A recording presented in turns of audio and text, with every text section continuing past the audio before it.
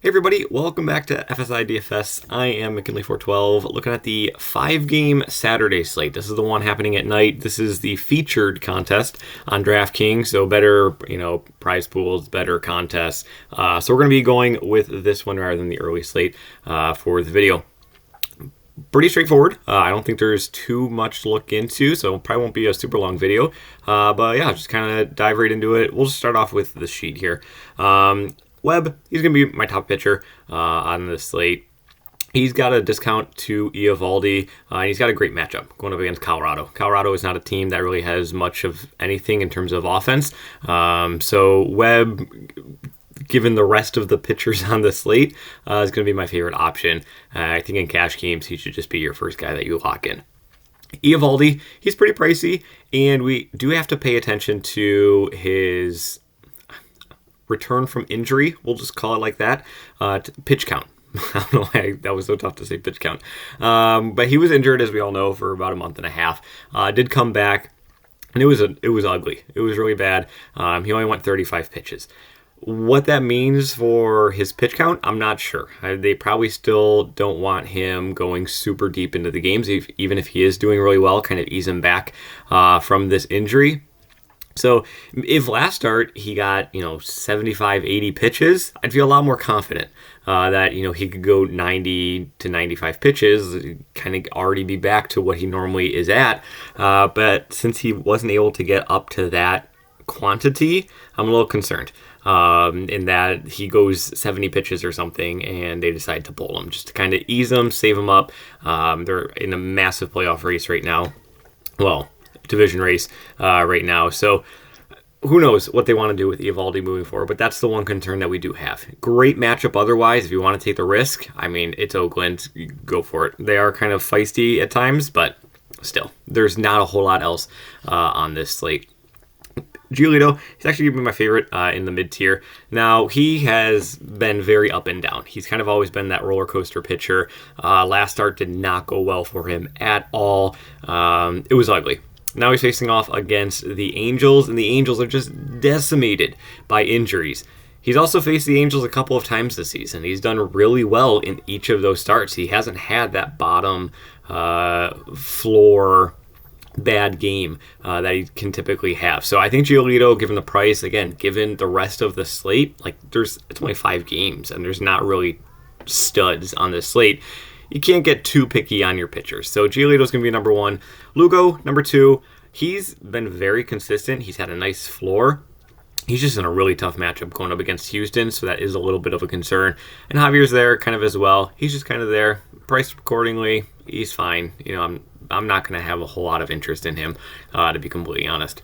In the Jeep tier, this is more so I don't have any interest in any of these guys. But if I had to pick somebody, maybe Dowd would be the first one, just because if he can go 5 innings, maybe he's probably going to be in line for the win. Atlanta, they're just massively favored. I think Atlanta and Texas, based on the implied run totals, their implied run totals are almost 4 higher than their opponent. It's pretty insane how big of favorites that Atlanta and Texas are. So that's kind of where things land in this, in the pitching. It's ugly. It's really ugly, but I think that Webb's probably going to be the first guy you jam in. Maybe if you want to go Giolito, sure. You're left with 4K remaining. So looking towards the bats, Texas is going to be my favorite team, going up against Mueller and going up against that Oakland bullpen. Guys I'd probably have the most interest in would be, you could either go Garver or Heim. One of them is probably DHing, so they're probably both going to be in the lineup. Grossman, he bats in the middle of the lineup. He hasn't hit very well as of late, but he could be a very, anytime you can get a 3K guy in the middle of the lineup, he's probably going to be batting 5, maybe 6. Right in the heart of the lineup there. Guys are going to be on base ahead of him. 3K. Implied run total of Texas is 6. So we're going to have quite a bit of interest in Grossman there. Duran, he could be in there. Semien, 5.8K. Even with putting these guys in, you're looking at close to 4K remaining for the rest of your bats. Obviously, you can't go Garver or Heim. Both because they're both catcher eligibility. Jamming in Atlanta with them, it's going to be really difficult. Atlanta is still super pricey. I do really like them as a stack. But just because of their lack of value, it bumps Texas up above them. Also, pay attention to the weather in Atlanta there. But the team that you should pair with Texas is probably going to be San Francisco. You can see I got them top as like the best cheap option just because they have so many great left-handed bats that can really target Anderson and kind of get ahead of him. So Yastrzemski, 3.3K. He probably would be the first guy I would be putting into San Francisco like stack if I was going to be doing that. Monte Wade Jr., same thing, 3.4K, extremely affordable. These guys are going to be like your 1, 2, 3 hitters. Jock Peterson, like you can get like the 1, 2, 3, 4 hitters of San Francisco. Stack Texas, you're going to be just fine. Corey Seager's in there. I'm not going to build the whole lineup because I think you actually end up in a wonky spot if you do go with what I have here. But yeah, so I think Texas, San Francisco is going to be the pairing that you do want to go to if you are going into your cash builds. GPP, I like the Angels. It feels so wrong saying it because I mean, look at what is happening to their lineup. It's funny, like it's insane what is happening to this team. But Giolito, like I said, he's had some solid success against the Angels so far this season. But he's still Giolito, and he's allowed 8 or more earned runs in 3 of his past 7 starts. So like when he's off, it gets really ugly really fast. So these guys are also extremely affordable, so you can even pair these guys, with Atlanta if you do wanted to go in that direction. Let's see. So Moustakas would definitely be a guy I would want to target. Drury's also going to be in there. It's righty-righty matchup, but he actually has better numbers against right-handed pitching than any of the healthy guys in this lineup.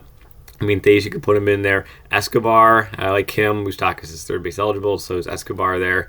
But yeah, like there's Angels that would have interest in just because they're so cheap and so affordable. They're going to allow you to get guys like Olsen, who is probably going to be extremely popular on this slate. Harris, he could probably be batting in the 9 spot, but again, Atlanta 1 through 9, it almost doesn't even matter. Like I know it matters because of like opportunities and at bats. Like Acuna in the 1 spot is going to get an extra at bat probably than Harrison in the 9 spot, but like it's not going to like limit his RBI production just because like their whole lineup is just absolutely loaded. It's ridiculous. It's absolutely ridiculous.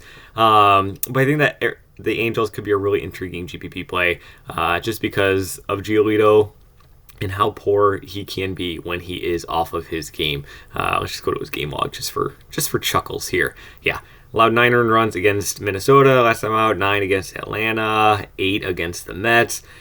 But he can have these solid games where he goes 5 innings pitched, no earned runs, or 6 innings, 1 earned run. Like he can get there. But man, when he's off, it's dicey. So I do think the Angels are a really intriguing GPP play in that regard. So that kind of covers the slate. I do think that Pittsburgh is also intriguing against Dodd. Dodd's not somebody that you should be scared about. And if he's seeing like extra ownership because he's the Atlanta pitcher and may get 5 innings and get in line for the win, I think Pittsburgh would be even more intriguing in that regard. So that kind of covers everything. Again, thanks for watching. Really do appreciate it. No videos tomorrow. We never have them on Sundays, but we will be back on Monday for the next slate. So good luck in your contest, and we'll see you next time.